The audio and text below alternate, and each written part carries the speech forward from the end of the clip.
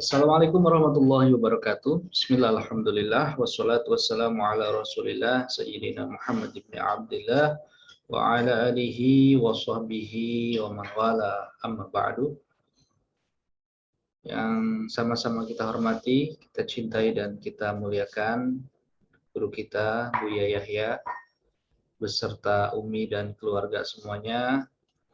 Jangan lupa untuk terus selalu mendoakan beliau agar senantiasa Allah berikan panjang umur dalam ketaatan serta sehat walafiat pastinya, dan Allah kabul segala hajat-hajat beliau, hajat dunia dan akhirat beliau, amin ya rabbal alamin. Dan tentunya mudah-mudahan lembaga pengembangan dakwah Al-Bahjah yang beliau asuh, yang beliau pimpin juga semakin bisa terus memberikan manfaat untuk umat, amin ya rabbal alamin.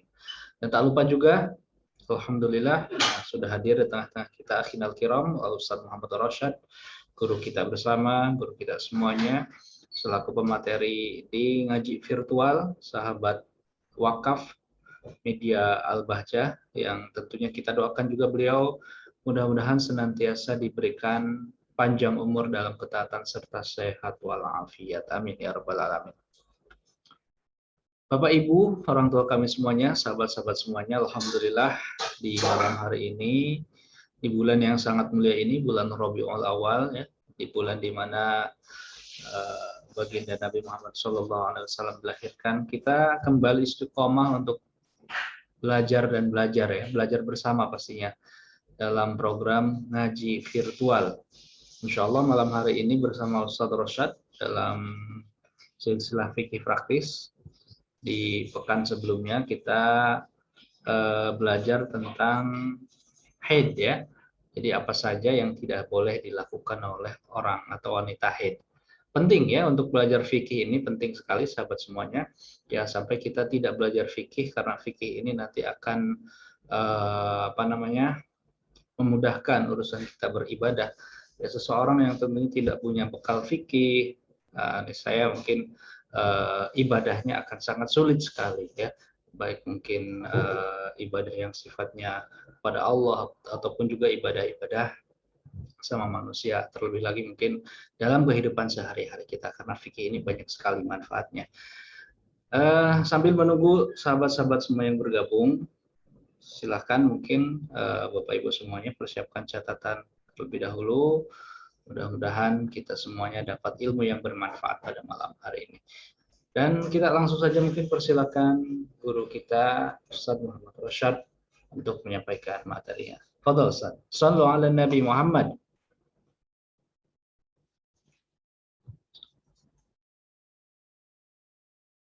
Bismillahirrahmanirrahim. Assalamualaikum warahmatullahi wabarakatuh. Alhamdulillah wa syukurillah wa salatu wassalamu ala rasulillah Sayyidina Muhammad bin Abdullah wa ala alihi wa ashabihi wa mawalah. Allahumma a'inna ala zikrik wa syukrik wa husni ibadatik. Allahumma a'inna ala ta'atika wa a'inna ala tarki ma'siyatika. Allahumma inna nas'aluka mahabbata habibika Sayyidina Muhammad. Allahumma ya Rabbana akrimna bimahabbati habibika Sayyidina Muhammad. Allahumma ya Rabbana syurna yaumal qiyamati ma'a habibika Sayyidina Muhammad. Wa tahta liwa'ih Allahumma ya Rabbana rizukna taubatan qoblal maut wa syahadata indal maut wal jannata ba'dal maut ma'a habibika Sayyidina Muhammad. Allahumma Rabbana atina fid dunya hasanah wa fil akhirati hasanah wa qina adzabannar, amma ba'du. Yang kita muliakan guru kami, guru kita semua Buya beserta keluarga yang kami muliakan, para perindu kemuliaan, dan wabil khusus para panitia pengajian pada malam hari ini. Mudah-mudahan kita semua terus-menerus dalam keadaan dimuliakan oleh Allah. Mari bersama-sama bersyukur karena kita bisa menggunakan media ini untuk kebaikan. Sebelum kami membahas fikih, kami akan sedikit menghadirkan muqaddimah berkaitan dengan bulan Maulid, ya. Saat ini kita berada di bulan Maulid, ya. Bulan Maulid itu yang mana di bulan ini ada lahirnya Nabi kita Nabi Muhammad SAW, maka banyak para pecinta Nabi Muhammad SAW merayakannya, dan tentunya mari semua dari kita itu bergembira atas lahirnya Nabi Muhammad SAW. Kalau ada orang lahiran anaknya, maka mereka mengadakan syukuran. Maka kita pun dengan lahirnya Nabi Muhammad, kita harus bergembira. Dan kita pun harus senantiasa terus mencari cinta Nabi, sampai kapanpun kita perlu cinta Nabi. Karena mencintai Nabi adalah modal keselamatan kita. Dengan cinta inilah kita mudah mengikuti, dengan cinta, modal cinta ini kita akan mudah mengikuti Nabi. Kalau difirmankan oleh Allah, qul in kuntum tuhibbunallaha fattabi'uni yuhibbukumullah. Katakan kepada Muhammad, in kuntum, jika kalian semua tuhibbunallaha, katakan hai Muhammad, in kuntum, jika kalian semua tuhibbunallaha, mencintai Allah, fattabi'uni, maka ikuti aku, yuhibbukumullah, maka Allah akan cinta. Yang pengen dapat cinta Allah, yang maknanya adalah dia akan, maka kuncinya adalah fattabi'uni, ikuti aku, yuhibbukumullah, maka Allah akan cinta. Akan tetapi mengikuti belum tentu cinta, tapi orang cinta pasti mengikuti apa yang dicintainya. Kami ulang, yang cinta pasti ikut, yang ikut belum tentu cinta. Seorang yang punya toko, dia menyuruh karyawannya pergi kemanapun mau. Apakah dia cinta dengan bosnya? Jawabannya belum tentu. Seorang karyawan yang bekerja di sebuah toko, dia menyuruh karyawannya pergi kemanapun, karyawannya belum tentu cinta dengan bosnya. Tapi kok mau? Kenapa? Karena dia ada urusannya dengan yang namanya kerjaan. Kalau saya tidak mengerjakannya, maka saya tidak dapat bonus dari bos saya. Lalu kalau kita bicara masalah mencintai Nabi, apa Ustadz faedahnya dan bagaimana agar kita bisa cinta? Dikatakan oleh para ulama, dan ini sering disampaikan oleh guru kami, untuk bagaimana kita menumbuh suburkan cinta dengan Nabi, caranya adalah yang pertama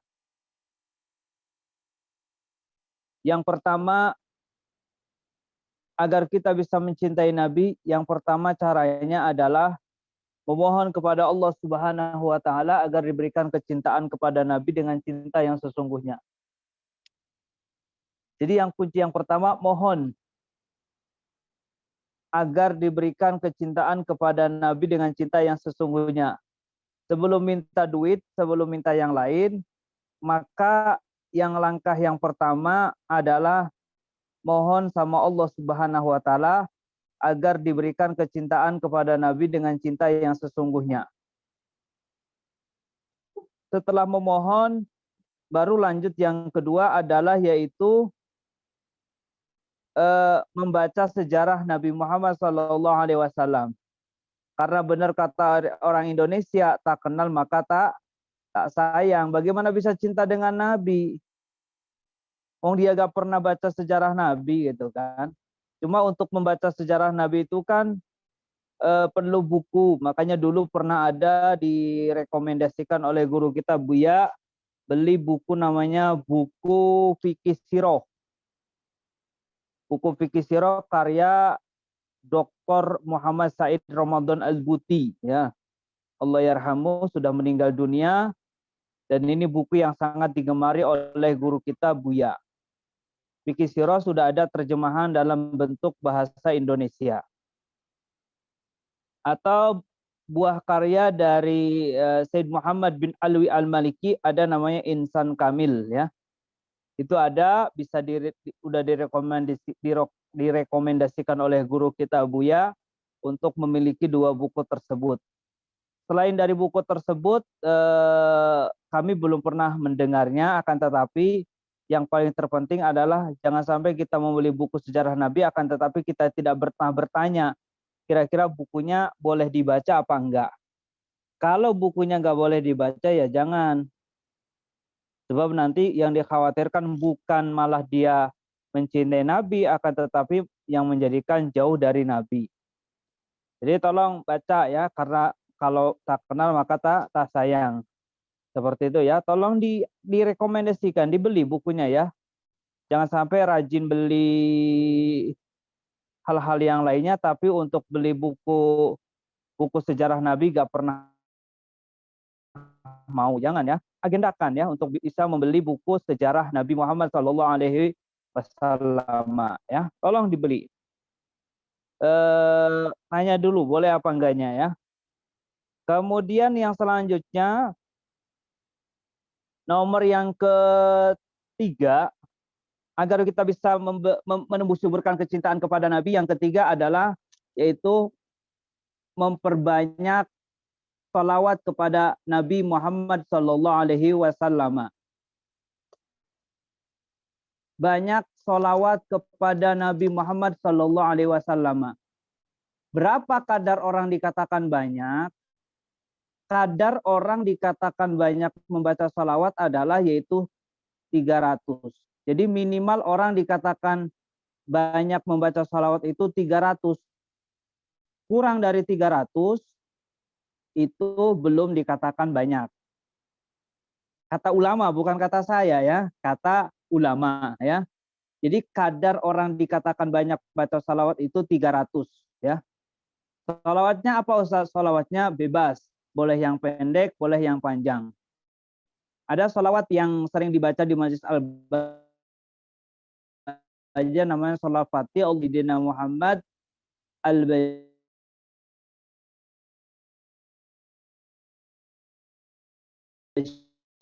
wan Nadhiri Ashabil Akhyari.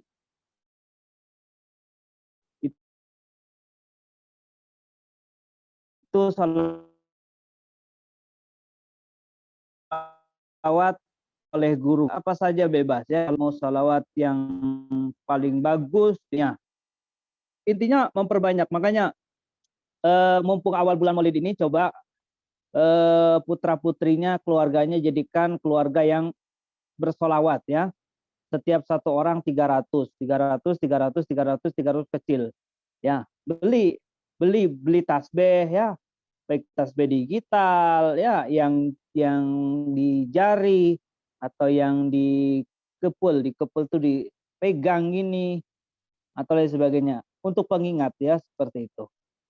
300 kali ya. Allahumma sholli ala sayyidina Muhammad wa ala Muhammad. Dan di saat orang bersalawat itu bukan apa namanya itu, bukan satu bentuk kita itu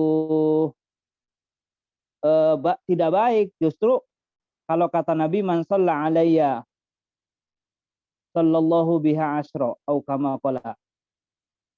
Barang siapa yang bersalawat sekali, maka Allah bersalawat 10 kali. Barang siapa yang bersalawat sekali, maka Allah bersalawat 10 kali. Salawatnya Allah, liyukhrijakum minaz zulumati ila nuri, Allah akan mengeluarkan dari kegelapan menuju cahaya. Jadi barang siapa yang salawat kepada Allah, kepada Nabi Muhammad sekali, maka Allah bersalawat sekali. Salawatnya Allah, liyukhrijakum minaz zulumati ila nuri, Allah akan mengeluarkan dari kegelapan menuju cahaya. Menuju cahaya ya. Jadi kalau pengen diberi kemudahan, salah satu usaha batinnya adalah dengan sering memperbanyak salawat kepada Nabi Muhammad SAW. Mudah-mudahan kita semua dimudahkan untuk memperbanyak salawat kepada Nabi Muhammad SAW. Itu yang ketiga. Yang keempat, kalau kita pengen cinta sama Nabi, poin yang keempat adalah yaitu kita harus dimanapun kita berada, biasakan kita itu untuk memperbicarakan seputar Nabi Muhammad. Nah, maksudnya apa Ustadz? Jadi obrolan kita itu obrolan seputar Nabi. Ya, kalau Nabi itu makannya berdiri apa duduk? Nah, kalau duduk sambil pakai tangan kanan apa tangan kiri? Itu perlu dibicarakan ya. Jangan sampai kita itu nggak ada obrolan kecuali sambung Nabi ya. Jadi obrolan seputar Nabi, dan ingat di dalam mengikuti Nabi mulailah dari yang terkecil dulu. Tidak ada angka 10 kecuali berangkat dari angka 0, 1, 2, 3 dan seterusnya. Begitupun orang kalau pengen mengikuti Nabi, mulailah dari yang kecil dulu, akan tetapi hatinya sambung dengan Nabi. Maksudnya apa, Ustadz? Di saat melakukan sunnah Nabi, yang diingat bukan tulisannya, yang diingat bukan bacanya, tapi yang diingat adalah ini adalah sunnah Nabi Muhammad SAW. Jadi kalau kita ngamalin apapun, yang diingat ini adalah sunnahnya Nabi. Mau makan pakai tangan kanan, sunnahnya Nabi. Mau minum, tangan kanan sambil duduk, sunnahnya Nabi. Coba masuk kamar mandi pakai kaki kiri, keluarnya kaki kanan, sunnah Nabi. Ya, berjalan itu kakinya diangkat, ya itu juga sunnah Nabi. Mendahulukan kaki kiri, kemudian masuk masjid kaki kanan, keluar masjid kaki kiri, itu sunnah Nabi. Jadi sunnah Nabi itu ketika ngamalinya pakai perasaan yang sadar, pakai hati yang sambung dengan Nabi. Sehingga orang tua yang cerdas itu orang tua yang mengenalkan putra-putrinya dengan Nabi. Itu orang tua yang cerdas. Dan bakal nyelamat kalau bakal selamat kalau dia kenal Nabi. Suami yang kenal Nabi akan selamat, istri yang kenal Nabi akan selamat. Modal keselamatan kita itu yaitu bagaimana kita itu dengan Nabi. Seperti itu ya. Kita itu bagaimana kita itu dengan Nabi ya. Bagaimana kita dengan Nabi urusannya ya. Ya mulailah ya. Kalau tadi pagi masuk kamar mandi, kaki kanan, ya keluar lagi lah. Pangkas itu. Di sunnahnya Nabi ya. Pangkas, biasakan seperti itu ya. Dan ini Masya Allah orang-orang dulu itu sangat putra-putrinya dengan yang namanya Nabi. Kami teringat siapa ya Ustadz? Kami teringat kisah yang sering dibawakan oleh guru kami yaitu Buya. Kisah seorang yang bernama Syed Ahmad Al-Badawi. Syed Ahmad Al-Badawi itu suatu ketika beliau itu sudah belajar. Tiba-tiba dia itu laporan kepada ibundanya, "Ibu, aku sudah jadi orang." Orang apa, Nak? Orang yang ibu inginkan. Apa, Nak? Aku sudah bisa berfatwa, aku sudah bisa begini, begitu, dan seterusnya. Kata ibundanya, kamu belum jadi orang yang ibu inginkan kalau kamu belum bertemu dengan Nabi. Akhirnya beliau terus memperbanyak kesunahan Nabi untuk diamalkannya, tapi dengan sunnah batin juga, sekaligus sunnah zahir juga. Hingga suatu ketika Allah pertemukan dengan Nabi dalam mimpi. Laporan lagi kepada ibundanya, "Ibu, aku sudah jadi orang." Sudah ketemu Nabi dalam mimpi apa dalam keadaan nyata? Dijawab oleh beliau, "Aku dalam keadaan belum menjadi orang, Nak, kalau kamu belum bertemu Nabi dalam keadaan nyata." Akhirnya sampai beliau bisa bertemu dengan Nabi dalam keadaannya nyata. Luar biasa ya.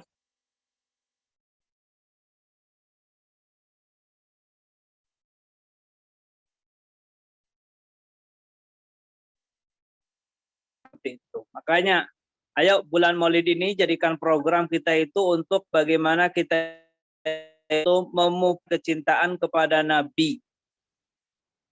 Karena di firman dikatakan oleh dikisahkan oleh guru kita yang banyak kisah yang dimasyhur oleh para pemberi tausiah, seorang Baduy ketika ditanya, "Engkau punya amal apa untuk menyusul hari kiamat?" "Aku gak punya amal baik, akan tetapi aku mencintai Nabi." Lalu, "Anta ma'aman ahbabta," engkau bersama orang yang kau cintai. Maka mudah-mudahan kita semua dijadikan oleh Allah orang yang mencintai Nabi, dan mudah-mudahan kita semua orang yang selamat di dunia, selamat di akhirat. Baik, itu saja mukadimah yang bisa kami hadirkan. Selanjutnya kami akan bicara masalah fikih ya. Baik, kita fikihnya fikih head. Head udah. Sekarang kita akan bicara sebuah pembahasan bab nifas. Dulu. Baik. Masalah nifas. Ya. Baik, nifas. Ya. Ini nifas ada pembahasannya, yaitu ada rumusnya ya. Saya ulangi ya, rumusnya nifas. Jadi nifas ada rumusnya. Yang pertama, darah keluar pada wanita setelah melahirkan bayi, bakal bayi, cara normal, cara tidak normal. Saya ulangi ya, rumus nifas. Yang itu darah keluar pada wanita setelah melahirkan bayi, bakal bayi, cara normal, cara tidak normal. Kemudian yang kedua, darah keluar sebelum berlalunya daripada 15 hari setelah tuntasnya kelahiran. Ulangi ya. Jadi yang kedua, nifas itu darah keluar setelah berlalunya 15 hari dari saat tuntasnya kelahiran. Yang keberapa? Yang ketiga adalah darah keluar tidak boleh lebih dari 60 hari. Ya. Darah keluar tidak boleh lebih dari 60 hari. Yang keempat, panjang 60 hari, darah keluar tidak boleh terpisah atau terputus 15 hari. Yang kelima, bersihnya rahim dari kandungan. Yang kelima, bersihnya rahim dari kandungan. Seperti itu ya. Itu nifas ya. Itu rumusnya nifas. Harus hafal ya. Yang pertama, darah keluar setelah melahirkan bayi, bakal bayi, cara normal, cara nggak normal. Yang kedua, darah keluar sebelum berlalunya 15 hari dari saat tuntasnya melahirkan. Yang keempat, darah keluar tidak boleh lebih dari 60 hari dari saat tuntasnya melahirkan.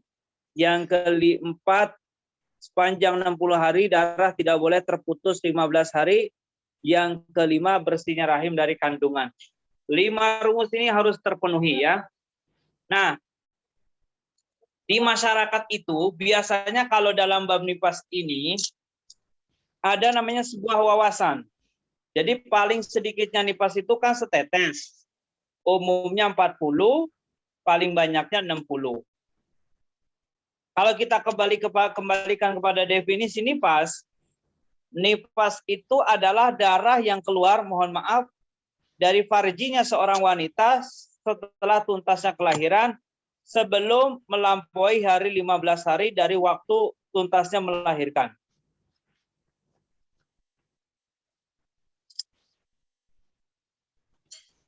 Ulangi ya. Nifas itu darah yang keluar dari farji seorang wanita setelah tuntasnya kelahiran sebelum melampaui hari ke-15 dari waktu tuntasnya melahirkan. Nah, 5 ini harus terpenuhi. Kemudian di dalam bab nifas ada namanya perhitungan darah nifas. Perhitungan 60 itu dimulai dari mana, Ustadz? Yang diambil oleh guru kami, perhitungan darah nifas itu, jadi angka 60 itu dimulai dari saat setelah melahirkan. Jadi angka 60 itu diambil dari setelah melahirkan, dihitung 1 sampai 60 itu dihitung dari saat melahirkan.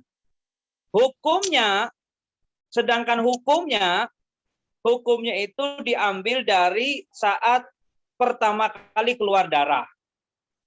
Ya. Jadi misalkan gini, tanggal 1 Rabiul Awal melahirkan. Ulangi ya.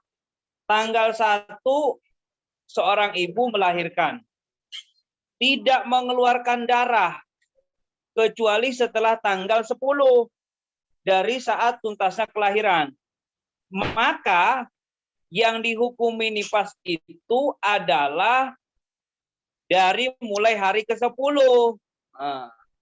Tanggal 1 Rabiul Awal melahirkan, tanggal 10 keluar darah. Nih, darahnya nifas.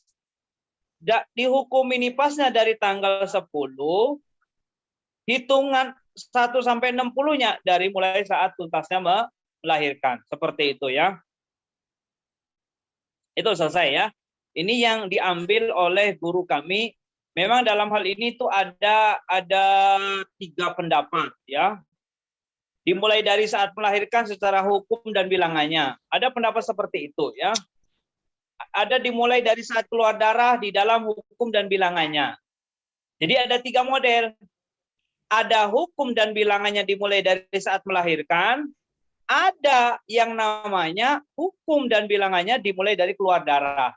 Tapi kalau Buya lebih mengambil pendapat yang ketiga, yaitu hukumnya dari saat keluarnya darah, hitungannya dari mulai saat melahirkan. Seperti itu ya, ambil pertengahan.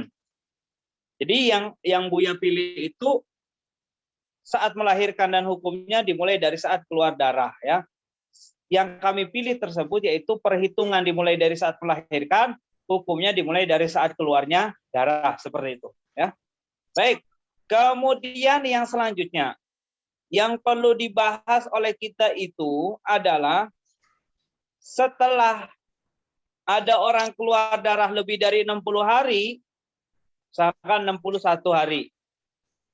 Nah, ada pembahasan yang namanya istihadah kubro. Antara hari ke-60 dengan ke-61 sambung apa enggak? Kalau sambung, berarti di situ bercampur antara nifas, haid, dan istihadah. Mana haid, mana istihadahnya? Ini dilihat model wanita yang mana orang seperti ini. Ya, kan ada 4 model. Yang pertama, wanita yang belum pernah melahirkan, belum pernah haid. Jadi belum melahirkan, belum haid. BMBD, belum melahirkan, belum haid. Kalau belum pernah melahirkan dan belum pernah haid, maka hitungannya gini. Ambil nifasnya 40, misalkan 61. Kemudian ditambah 15, kemudian karena belum haid, kalau kena istihadah kubro haid, maka dikasih 6. 40 ditambah 15 sama dengan 55, ditambah 6 sama dengan 61. Jadi 40-nya nifas, 15 harinya istihadah, 6 harinya haid.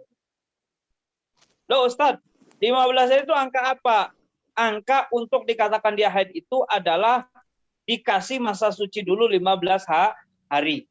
Kemudian yang kedua adalah belum pernah melahirkan, pernah haid. Kalau belum pernah melahirkan, pernah haid, maka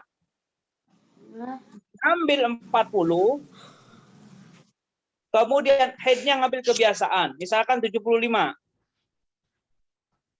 40 ditambah 15 ditambah 10, 40 tambah 15 sama dengan 55, ditambah 10 sama dengan 65, ditambah 10 lagi sama dengan 55, ditambah 10 sama dengan 65, ditambah 10 sama dengan 75.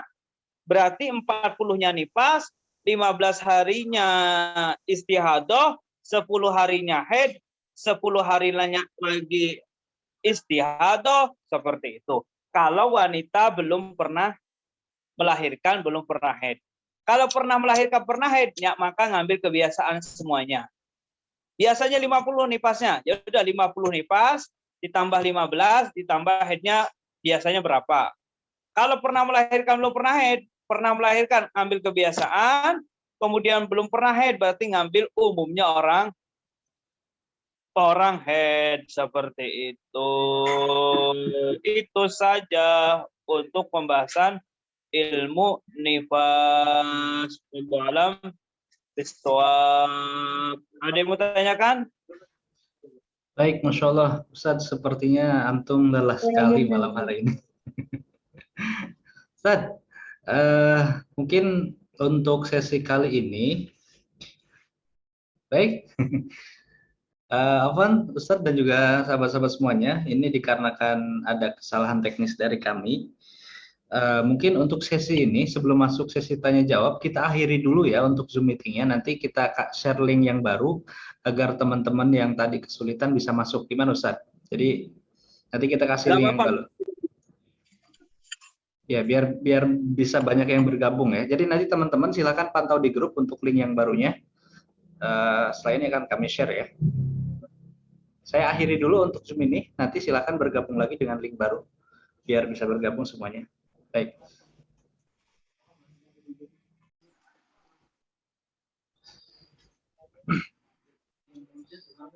Baik, kita akan langsung ke tanya jawab sahabat semuanya. Terima kasih untuk Anda yang sudah bertanya. Di sini ada beberapa pertanyaan yang akan kami bacakan. Mohon untuk di mute dulu mic-nya sahabat-sahabat semuanya. Baik. Kita langsung masuk di sesi tanya jawab. Tadi pembahasan fikih sudah dijelaskan tentang bab nifas ya. Baik, kita langsung ke pertanyaan pertama terlebih dahulu. Assalamualaikum warahmatullahi wabarakatuh. Allahumma sholli ala sayyidina Muhammad. Allahumma sholli wa sallim wa barik alaihi wa ala alihi wasallam. Semoga Buya, Umi dan para ustadz-ustadz semuanya selalu diberikan kesehatan ya. Kami izin bertanya. Kami tidak tahu bahwa dulu hasil kerja suami saya itu haram. Setelah saya tahu itu semua haram, saya marah kepada suami saya dan memaksa meninggalkan pekerjaan itu. Alhamdulillah suami mau, kami hijrah, kami bertobat. Tapi suami saya diajak sedekah masih susah dan saya masih nurut sama suami. Karena jika saya memaksakan bersedekah tanpa sepengetahuan suami pun saya takut dosa juga. Dan lama saya juga berharap suami saya dapat hidayah agar mau bersedekah sampai saya berdoa, ya Allah hilangkanlah sebagian dari harta yang kami miliki dengan cara apapun, asal jangan sampai masuk ke dalam perut kami. Dan 10 bulan berjalan, suami belum dapat kerjaan yang halal. Uang simpanan kami semua hampir habis, mungkin masih bisa untuk makan 2 bulan. Kami membuat sumur bor gagal dan harus bayar. Suami saya belajar ternak ayam itu gagal total dan banyak uang yang kami keluarkan. Saya merasa semua ini jawaban dari doa saya dulu karena suami saya susah untuk diajak bersedekah. Apakah dosa kami sudah diampuni oleh Allah? Mohon pencerahannya Ustaz. Sebaik-baik orang yang bersalah adalah orang yang kembali kepada Allah Subhanahu wa taala. Jadi di saat ada orang yang dalam dunia ketidakbaikan, maka yang paling terpenting adalah keinsafan yang dibangun di dalam hati. Isalah sambil dia memohon kepada Allah Subhanahu wa taala, ya Allah bantu kami dengan kasih sayang-Mu untuk meninggalkan keharaman yang ini. Jadi kalimatnya itu kalau berdoa itu kalau dalam dunia keharaman bantu kami dengan kasih sayang-Mu keluar dari kemaksiatan yang ini. Engkau lebih tahu ya Allah. Kemudian kalau kami lihat kasus yang Ibu sampaikan itu, di saat Ibu sudah diberi kemudahan rizki akan tetapi rizkinya bukan rizki yang halal, maka Ibu sudah benar untuk hijrah. Cuma cara doanya itu yang perlu diperbaiki. Ya Allah ganti rizki yang haram ini dengan rizki yang halal yang penuh berkah ya. Saya ulangi ya. Ganti rizki yang haram ini dengan rizki yang halal yang penuh berkah. Sebab orang kalau ada rizkinya halal tapi nggak berkah, nggak menghantarkan kepada ridho Allah, ini juga membahayakan. Makanya saran kami sih doa Ibu yang memang perlu diperbaiki lagi. Apakah bisa Ustadz saya kembali kepada Allah? Bisa. Di saat Ibu diberi kenikmatan akan tapi rezeki yang haram, kemudian ibu oleh Allah dikembalikan kepada kondisi yang tidak seperti semula, ibu jauh dari kelapangan rezeki, maka itu tanda Allah sayang karena ibu berani bertanya, kemudian ibu juga berani untuk terus istiqomah. Cuma dalam hal sedekah, sedekah itu yang paling terpenting adalah yang pertama kewajibannya dulu. Jangan mikir yang lain kecuali kewajibannya dulu. Kemudian kalau istri pengen sedekah, bolehlah sedekah, tapi dengan uangnya sendiri, jangan dengan uangnya suami. Uangnya sendiri boleh sedekah dengan uangnya sendiri. Makanya kalau kami amati istri jangan terlalu memaksakan sedekah, kecuali memang dalam kondisi mampu. Sebab gini Bu, perlu yang namanya main cantik, main indah, ya. Main cantik, main indah. Jadi kalau pengen maksa suami sedekah itu, jangan dikit-dikit bahas sedekah, dikit-dikit bahas sedekah. Tapi paling tidak, yuk kita masuk surga dengan yang namanya kebaikan dibungkus.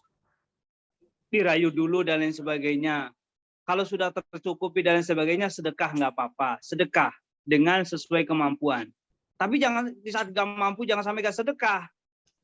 Karena kalau kita hidup, itu menyesuaikan dengan pola hidup kita itu hidup menyesuaikan antara pemasukan dengan pengeluaran, ya seperti itu. Makanya saran kami sih kembali kepada Allah, mengubah doanya. Justru kalau doanya gini, ya Allah, saya rezekinya haram, bantu kami dengan kasih kamu untuk meninggalkan kemaksiatan yang ini dan ganti rezeki yang haram ini dengan yang halal yang penuh berkah. Bisa diterima nggak taubatnya? Bisa, dengan syarat dia menyesal kemudian berusaha untuk terus menerus kembali kepada Allah Subhanahu wa taala. Jangan sampai ketidakbaikan itu menjadikan kita jauh dari Allah Subhanahu wa taala. Wallahu alam bishawab. Baik, Masya Allah, Alhamdulillah. Jadi berdoa itu yang baik ya, minta kasih sayang dari Allah. Baik, terima kasih Ustaz jawabannya. Berikutnya ke pertanyaan kedua. Assalamualaikum warahmatullahi wabarakatuh. Allahumma sholli ala sayyidina Muhammad. Allahumma sholli wa sallim wa barik alaihi wa ala alihi washabbihi.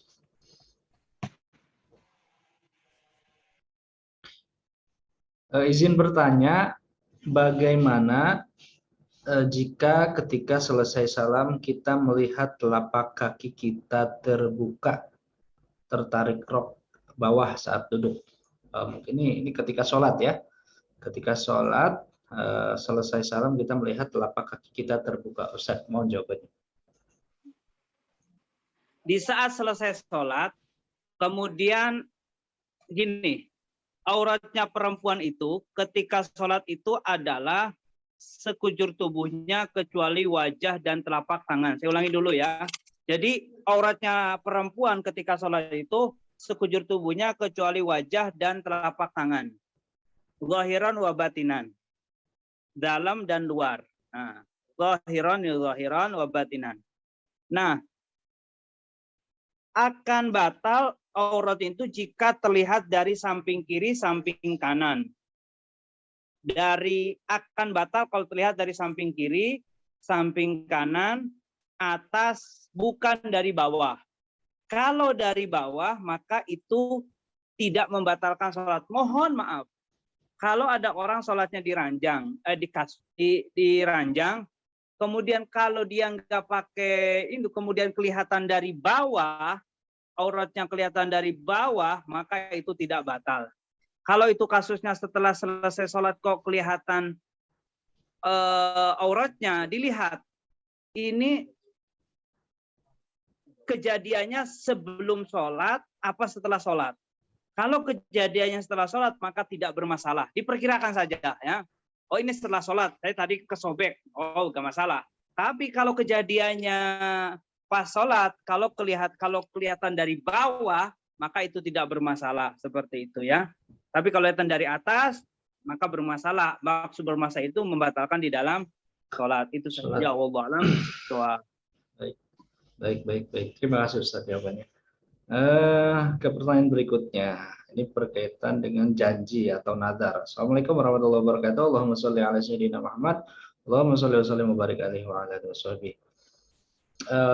Ustaz, sewaktu Ibu masih hidup tahun 2018 bulan Juni, saya pernah bilang nanti tahun 2019 kita berangkat umroh ya Bu. Tapi di akhir tahun 2019 bulan Desember, Ibu meninggal dunia. Yang saya ingin tanyakan, apakah itu nazar saya ke Ibu dan bagaimana membayarnya? Terima kasih Ustadz, mohon jawabannya. Halo. Ya, Kang, aduh. gimana Baik, Ustadz? kedengar suara saya? Terdengar Ustadz. Oh, ya.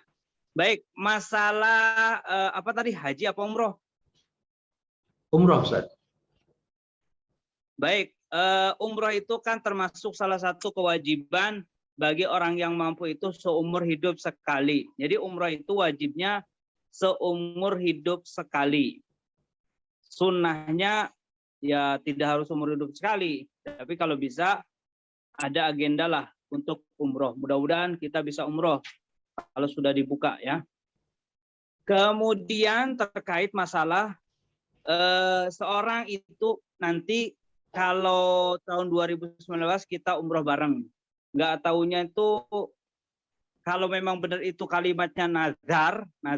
Saya nazar tahun 2019 saya umroh, kemudian belum dilaksanakan umrohnya, maka kalau nazar, maka secara otomatis dia itu wajib mengkodonya atau membayar daripada nazarnya. Cuma kalau kasusnya itu kita insya Allah akan umroh tahun 2019. Keburu meninggal berarti nanti umrohnya tinggal diwakilkan saja, dibadalkan kepada yang ada di Mekah tanpa harus mengeluarkan biaya yang banyak. Sebab kalau banyak nanti kalau ini kan belum dibuka umroh juga seperti itu ya. Wallahu a'lam bishawab.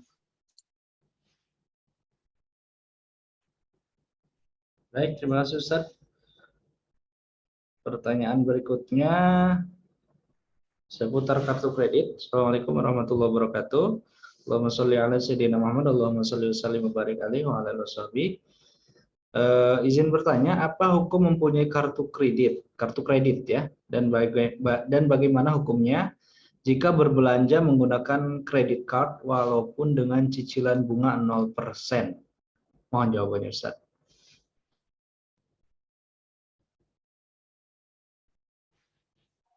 Baik, kartu kredit. Saya belum terlalu detail masalah kartu kredit. Ada apakah ada ribanya, apakah ada enggaknya. Cuma kalau kita berurusan dengan bank, namanya bank konvensional, maka secara otomatis di situ ada bunga, maka di situ ada yang namanya dunia riba. Kalau banknya bank konvensional, cuma cara memandangnya itu kalau ada orang masih bergelimang atau bergulat dengan dunia konvensional, tidak boleh pandang dengan merendahkan, akan tetapi pandang dengan mata kasih.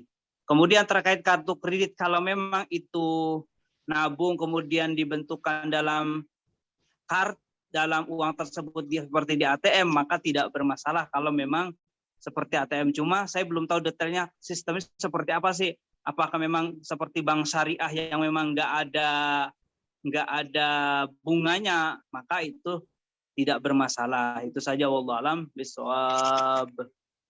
Baik, terima kasih Ustaz. Masih ada beberapa pertanyaan lagi ke pertanyaan berikutnya. Nah, ini kita melanjutkan pertanyaan-pertanyaan dari sahabat semua ya di pekan lalu. Assalamualaikum warahmatullahi wabarakatuh. Allahumma sholli ala sayyidina Muhammad, Allahumma sholli wa sallim wa barik alaihi wa ala alihi washabihi. Ustaz, bagaimana jika seseorang yang bukan hafizah membimbing penghafal Quran? Boleh atau tidak? Dan apakah syarat bagi seorang pembimbing penghafal Al-Quran? Jazakumullah. Di dalam untuk menjadi pembimbing Al-Quran itu yang paling terpenting adalah itu kita itu tidak boleh ngarang ya. Tidak boleh ngarang. Kalau kok itu tentunya ya kita punya sanad tersendiri kan. Al-Quran kita tuh sambung sama siapa, silsilah Al-Quran kita. Kemudian untuk membimbing Al-Quran, kalau di Al-Baja sendiri itu kan ada dua model seperti yang diterapkan di sini. Kalau Al-Qurannya itu hafal Quran, maka nanti pembimbingnya sanadnya tuh kemana sih gitu loh. Misalkan dari Al-Baja sanadnya tuh pakai metode Tashili, sanadnya ke Ustadz Bambang dan seterusnya sampai jelas seperti itu. Kemudian kalau hanya membimbing mungkin dalam irama gurunya guru tahsin, maka itu bermasalah.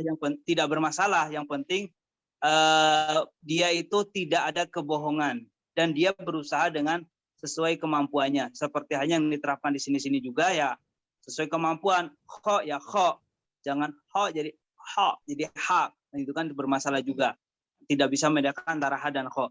Maka seperti itu yang kami ketahui, jangan sampai ada ketidakjujuran seperti itu. Artinya apa? Sampaikan sesuai kemampuan. Saya bisanya seperti ini, seperti itu. Adapun syarat-syarat membimbing Al-Quran, saya belum pernah tahu. Cuma sepengetahuan yang kami ketahui seperti itu. Wallahu a'lam bishawab. Baik, Masya Allah. Terima kasih Ustadz jawabannya ya. Semoga yang bertanya menyimak juga. Dua pertanyaan terakhir dari grup WhatsApp. Ini berkaitan dengan najis. Ustadz, masih belum paham. Kalau di benda kecil yang bisa diangkat, saya paham. Tapi ini di teras rumah atas, karena terasnya luas. Apa mau disiram semua pakai air 7 kali, atau boleh dilap saja? Soalnya, kalau di bawah teras ada kamar adikku, jadi bocor merembes ke kamarnya. Kalau disiram, mohon penjelasannya Ustadz. Nah, kemarin ini menonton video Buya katanya, tapi masih belum paham. Nah, ini mungkin maksudnya najis berat kayaknya Ustadz. Soalnya ada istilah disiram pakai air 7 kali Ustadz. Mohon penjelasan Ustadz. Anggap saja mungkin ini bertanya tentang najis mughaladoh ya, atau najis anjing misalkan. Silakan Ustaz. Baik, terkait masalah pertanyaan najis. Jadi gini, kalau najisnya adanya di lantai, maka jangan sampai dilap. Kalau dilap nanti najisnya merata kemana-mana.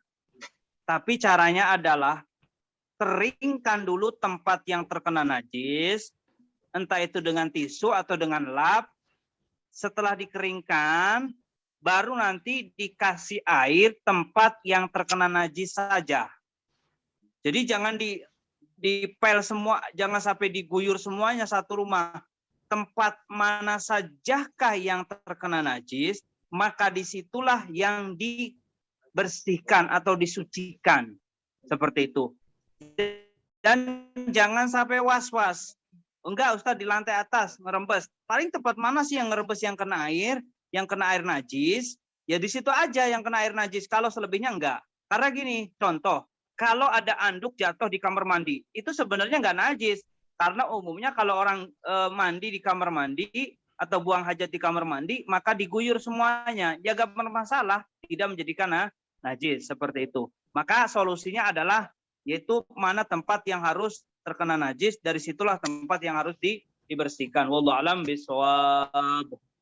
Baik, terima kasih. Memang urusan najis ini suka bikin orang was-was ya Ustaz ya. Masya Allah. Ya. Baik, ini pertanyaannya kembali tentang najis. Satu pertanyaan terakhir ya dari grup WhatsApp. Ustaz ingin bertanya, bagaimana jika ada pakaian digigit anak anjing, apakah najis? Bagaimana kalau sudah dicuci bersama pakaian lain karena lupa? Nah, jadi mungkin sebelum disucikan pakaian tersebut, kemudian dicucinya bareng sama pakaian lain. Nah, ini apakah harus dicuci semua pakaian yang tadi atau bagaimana Ustaz? Ini lupa ya, karena lupa. Kang, diulang dulu Kang. Punten Kang, diulang dulu. Yang awal itu kalimat apa saya nggak kedengaran nih. Bentar. Izin bertanya, bagaimana jika pakaian digigit anak anjing? Apakah najis? Bagaimana kalau sudah dicuci bersama pakaian lain karena lupa? Mohon pencerahannya. Jadi maksudnya ada pakaian digigit anak anjing, kemudian lupa disucikan dengan cara mensucikan najis mughaladoh itu. Nah, sebelum disucikan itu dicucinya digabung Ustaz dengan pakaian lain. Bagaimana pakaian lainnya hukumnya? Baik, kalau memang terkena najis, cara mensucikannya itu adalah tetap dengan seperti yang dari pendapat Imam Syafi'i, yaitu pertama dihilangkan dulu bentuk najisnya. Setelah hilang bentuk najisnya, baru nanti diguyur 7 kali. 7 kali guyuran. Salah satu guyurannya adalah dicampur dengan tanah debu ya, tanah debu seperti itu ya. Kemudian selesai, setelah itu suci. Cuma ini kasusnya lupa, maka pakaian mana yang terkena najis? Maka kalau saran kami sih ambil pakaiannya, mungkin karena sudah ada deterjennya ya laksanakan 7 kali seperti itu. Tinggal 7 kali karena itu tinggal menyempurnakan aja 7 kalinya. 7 kali pakaian mana untuk segera dibasuh. Kalau semuanya ya agak repot juga seperti itu. Cuma nanti coba akan kami tahqiq, ada pendapat dari madhab di luar madhab Syafi'i. Nanti coba, nanti yang bertanya bisa hubungi kami secara japri. Ada di pendapat selain madhab Syafi'i dengan cara 7 kali itu anjing babi itu tidak najis, tapi wajib 7 kali, tapi 7 kali itu ta'abudi, ibadah seperti itu. Tinggal nanti disempurnakan aja 7 kalinya. Cuma apakah semuanya nanti saya akan jawab secara japri, mana yang bertanya, insya Allah nanti. Wallahu a'lam bishawab. Baik, terima kasih Ustaz. Nanti mungkin yang bertanya bisa japri ke nomor admin ya. Insya Allah nanti dikirimkan nomor Ustaz ya Ustaz ya. Ya. Baik, ini masih ada beberapa pertanyaan. Untuk kolom chat sudah kami tutup ya, karena waktunya tinggal sedikit lagi. Ustaz juga sepertinya ada agenda lain. Nah ini berkaitan dengan apa ini? Ada di kampung saya ada kitab atau kaul ulama yang membolehkan mengambil manfaat dari barang gadai tergantung akad awal ketika transaksi gadai. Nah itu boleh nggak Ustaz? Seperti mungkin gadai motor, nah motornya itu dipakai gitu, atau gadai sawah, sawahnya itu dipakai sama yang memberikan gadaian itu boleh nggak Ustaz? Nah, kalau kaul yang memperbolehkan saya belum pernah dengar ya. Justru itu nanti menyiksa orang sawahnya sudah digadaikan, kemudian dipakai yang menggadaikan. Itu memanfaatkan. Kaum ulama yang memperbolehkan saya belum pernah dengar. Justru di saat digadaikan itu kan barangnya itu kan biar nanti orang yang menggadaikan bisa bayar lagi. Kaum ulama mana yang memperbolehkan saya belum pernah dengar ya. Justru kalau dalam dunia perdagangan itu bagaimana adanya kepercayaan, dibangun dunia kepercayaan antara A dengan B itu dibangun kepercayaan. Saya pinjam ini, tapi jaminan saya ini. Ininya dipakai yang ini, wah ini bermasalah. Justru nanti takut terjadi kezaliman. Itu saja ya. Kami belum pernah dengar kaum yang memperbolehkannya. Wallahu a'lam bishawab. Baik, terima kasih Ustaz. Ke pertanyaan ini pertanyaan terakhir ya. Pertanyaan terakhir di kolom chat. Baik. Ini berkaitan dengan meminjam uang. Ustaz, saya izin bertanya. Saya meminjam uang kepada seseorang. Uang tersebut saya gunakan untuk usaha gamis.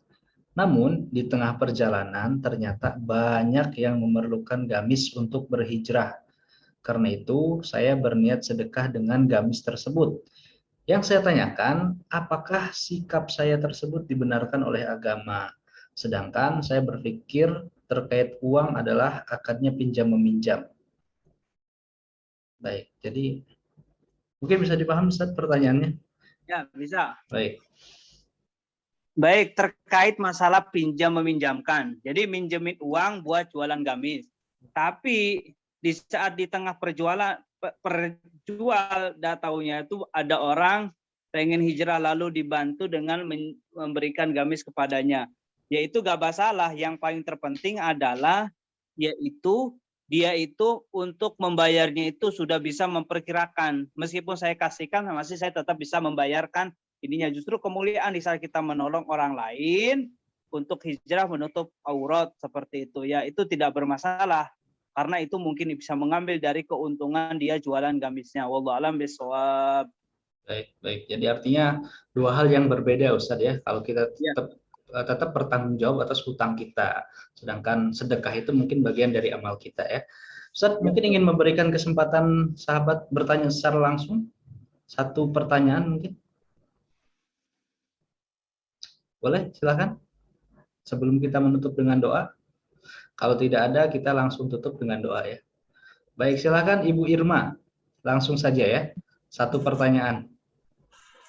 Baik, terima kasih. Assalamualaikum warahmatullahi wabarakatuh. Waalaikumsalam warahmatullahi wabarakatuh. Ustadz, izin bertanya. Ini langsung pada inti saja. Saya kan mempunyai beberapa koleksi buku dari zaman saya masih masuk sekolah sampai sekarang ini.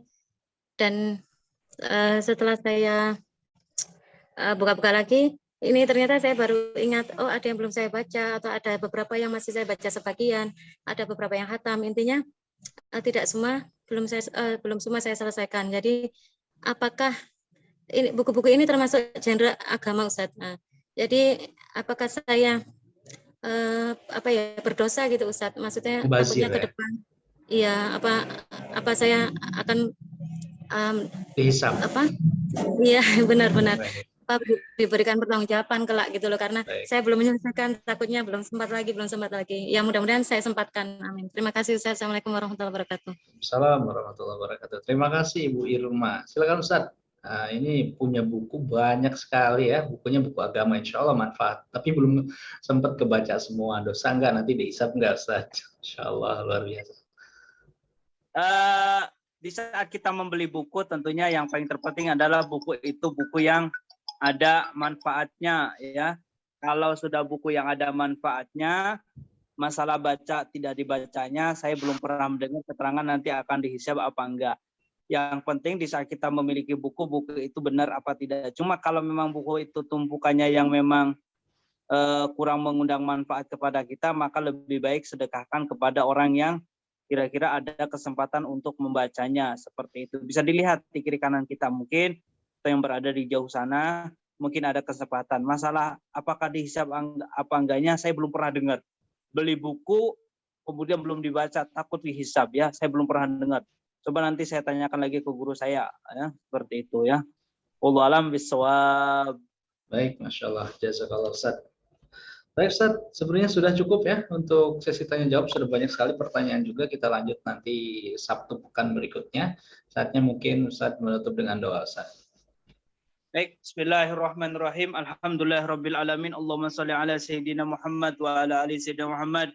Allahumma arhamna wa la tu'adzibna wansurna wa la takhdhulna wa akrimna wa la tuhinna wa afina wa la tumridna wa athirna tusir alaina innaka ala kulli syai'in qadir.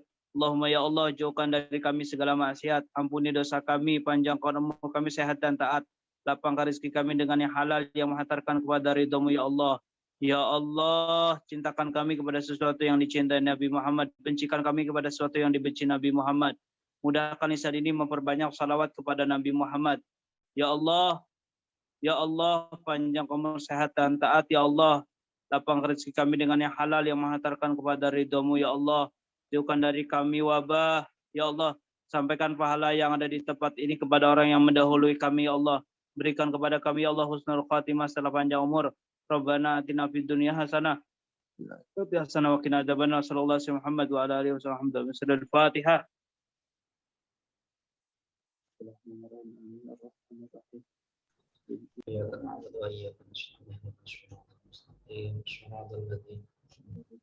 Baik, syukran ya atas semuanya. Mohon maaf atas kekurangannya.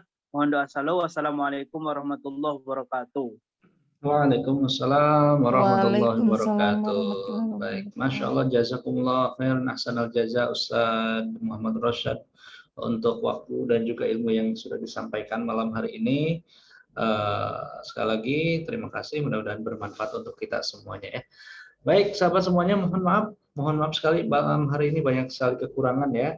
Dari awal masuk mungkin tadi juga ada beberapa kendala, tapi insya Allah tidak akan mengurangi keberkahan majelis ilmu kita pada malam hari ini ya. Bagi sahabat-sahabat yang mungkin tadi menyimak tidak dari awal, kita akan siapkan linknya di YouTube ya. Dan kami informasikan untuk kajian Zoom berikutnya, ngaji virtual berikutnya, insya Allah jatuh pada hari Selasa, tanggal 12 Oktober besok ya, bersama Habib Hisham dengan pembahasan akidah. Jadi jangan lupa, bukan hari Sabtu ya. Kita akan bertemu kembali hari Sabtu itu nanti hari Sabtu tanggal 23. Jadi untuk pekan besok kita akan bertemu di tanggal 12 Selasa malam Rabu bersama Habib Hisham untuk pembahasan akidah dan akhlak. Terima kasih untuk semuanya. Sekali lagi mohon maaf, mohon doanya selalu. Kita tutup majelis kita malam hari ini dengan doa kafaratul majelis. Bismillahirrahmanirrahim. Subhanakallahumma wa bihamdika asyhadu an la ilaha illa anta